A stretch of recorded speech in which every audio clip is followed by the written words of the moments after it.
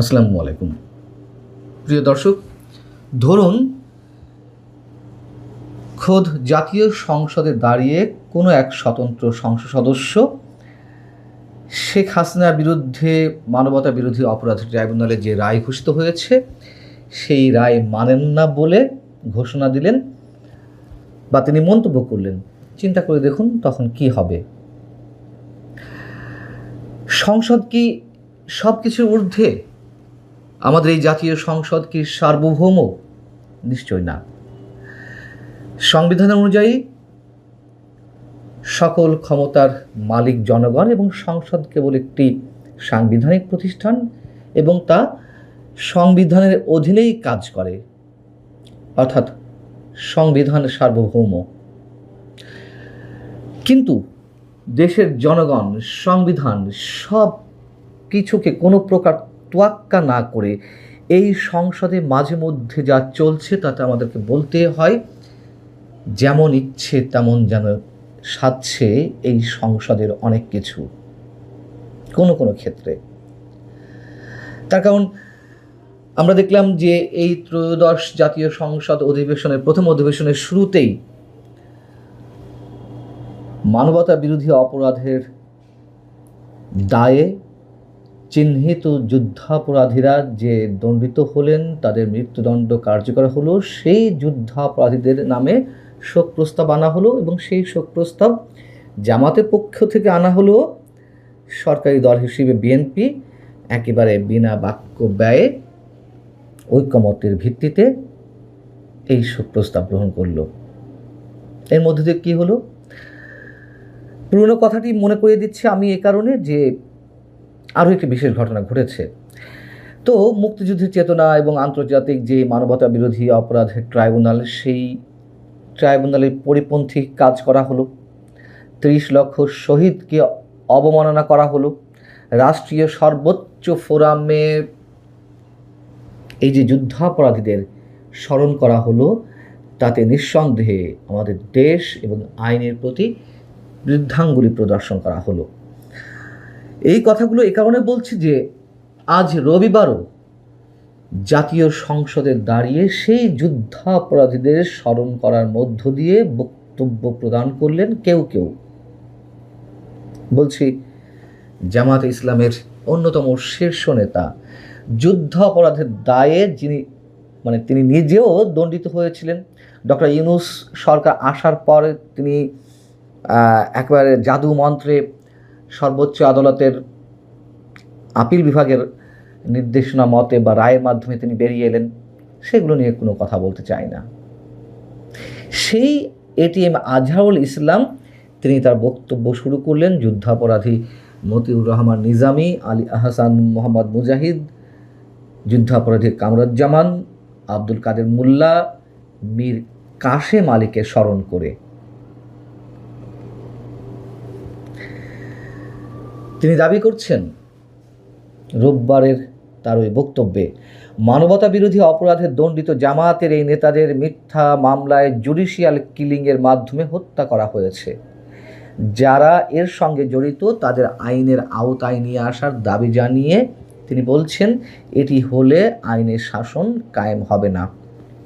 দেশে কোনো যুদ্ধাপরাধ হয়নি। এই দেশে 71 বলে কিছু ছিল না। বিষয়টা এমনই হওয়ার পথে, প্রতিষ্ঠিত হওয়ার পথে। আমরা কোনো কোনো ক্ষেত্রে কোনো কোনো বিষয়ে দেখি জাতীয় সংসদ বেশ জমে উঠেছে তুমুল তর্ক বিতর্কের মাধ্যমে। এটা একটা নাটক, স্রেফ নাটক মনে হয় মাঝে মধ্যে।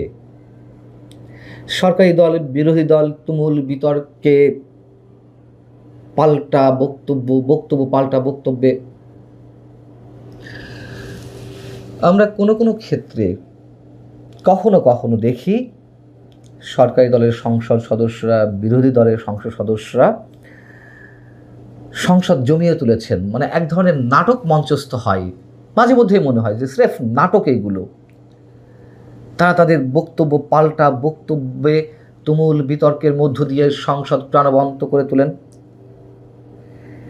71 ইস্যুতেও কখনো কখনো জামাতে ইসলামীকে তুলোধনা করেন বিএনপির সংসদ সদস্যরা।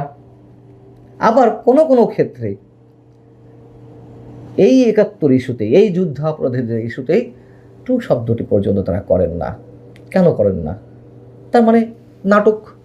এটি ছাড়া আমরা কি বলবো? তার চেয়ে বড় কথা, মানে আমাদের শহীদদেরকে, ট্রাইব্যুনালকে বৃদ্ধাঙ্গুলি যেভাবে প্রদর্শন করা হচ্ছে, এর জবাব কে দেবে? আমাদের সংবিধানের ৪৭ অনুচ্ছেদের ৩ দফাতেই যুদ্ধাপরাধীদের বিচারের বিষয়টি স্পষ্টভাবে উল্লেখ রয়েছে এবং এই সাংবিধানিক ক্ষমতা বলেই তো দ্য ইন্টারন্যাশনাল ক্রাইমস অ্যাক্ট ১৯৭৩ প্রণয়ন করা হয়েছিল এবং পরবর্তীতে সংশোধনের মাধ্যমে সেই আইনের মধ্য দিয়েই, সেই সংবিধানের আলোকেই যুদ্ধাপরাধীদের বিচার অনুষ্ঠিত হয়েছে। অথচ সেই ট্রাইব্যুনালকেই, যেই সংবিধানের মাধ্যমে এই ট্রাইব্যুনালের সৃষ্টি, সেই ট্রাইব্যুনালকে উদ্দেশ্য করে যা ইচ্ছা তা মন্তব্য করা হচ্ছে। আবার মজার বিষয় হচ্ছে, সেই ট্রাইব্যুনালেই সাবেক প্রধানমন্ত্রী শেখ হাসিনার বিচার চলছে। সেটি আবার সহিশুদ্ধ হয়ে যাবে। একদিন আগেই আমরা দেখলাম যে বিএনপি দলীয় সংসদ সদস্য রফিকুল ইসলাম জামাল সংসদে জোরালো বক্তব্য উপস্থাপন করলেন। তিনি বললেন যে ১৯৭১ সালে যে দলটি স্বাধীনতার বিরোধিতা করেছিল তাদের বাংলাদেশে রাজনীতি করার কোনো অধিকার নেই, তাদের রাজনীতিকে নিষিদ্ধ করতে হবে।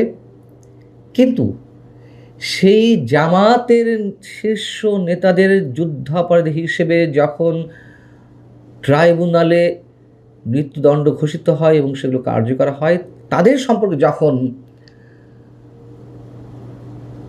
শ্রদ্ধার সঙ্গে বক্তব্য দেওয়া হচ্ছে, সে বিষয়ে কোনো কথা বলা হয় না বিএনপির পক্ষ থেকে। জামাতে ইসলামীকে নিষিদ্ধ করার দাবির পরিপ্রেক্ষিতে এটিএম আজিজুল ইসলাম বললেন, তিনি বলছেন যে ধরলাম আমরা নিষিদ্ধ হয়ে গেলাম, এই শূন্যস্থান পূরণ করবে কে? আপনারা কি একাই দেশ চালাবেন? আপনারা কি একদলীয় শাসন কায়েম করবেন? অর্থাৎ আওয়ামী লীগকে নিষিদ্ধ করা হয়েছে, এখন জামাতকে কেন নিষিদ্ধ করতে হবে? তিনি বলছেন যে আমি মনে করি আওয়ামী লীগকে পুনর্বাসন করতে চাচ্ছে বিএনপি। 4 মাসে বিএনপি এমন একজন লোককে খুঁজে পেল না যে নতুন রাষ্ট্রপতি করা যায়। তার বক্তব্য অনুযায়ী সেই ফ্যাসিস্টের নির্বাচিত রাষ্ট্রপতিকে রাখতে হবে। যাই হোক, কথা হচ্ছে বিএনপি জামাতকে যেভাবে শক্তিশালী করছে, সেই জামাতই যে একসময় বিএনপিকে গিলে খাবে, এটা হয়তো তারা এই মুহূর্তে উপলব্ধি করতে পারছে না, বা উপলব্ধি করলেও তারা তার চেয়েও বেশি ভয় পাচ্ছে আওয়ামী লীগকে। কিন্তু এই যে তাদের সমীকরণ, এই সমীকরণ যে তাদের জন্য কতটা বুমেরাং হবে, বিএনপির জন্য কতটা বুমেরাং হবে, হয়তো বুঝতে পারছে না। তখন তাদের মূল প্রতিদ্বন্দ্বী আওয়ামী লীগ, নিজেদের রাস্তা পরিষ্কার রাখতে হলে জামাতকেই প্রয়োজন, এমনটাই মনে হচ্ছে। কিন্তু আসলে কি বিএনপি সঠিক পথে আছে? ভালো থাকুন সবাই।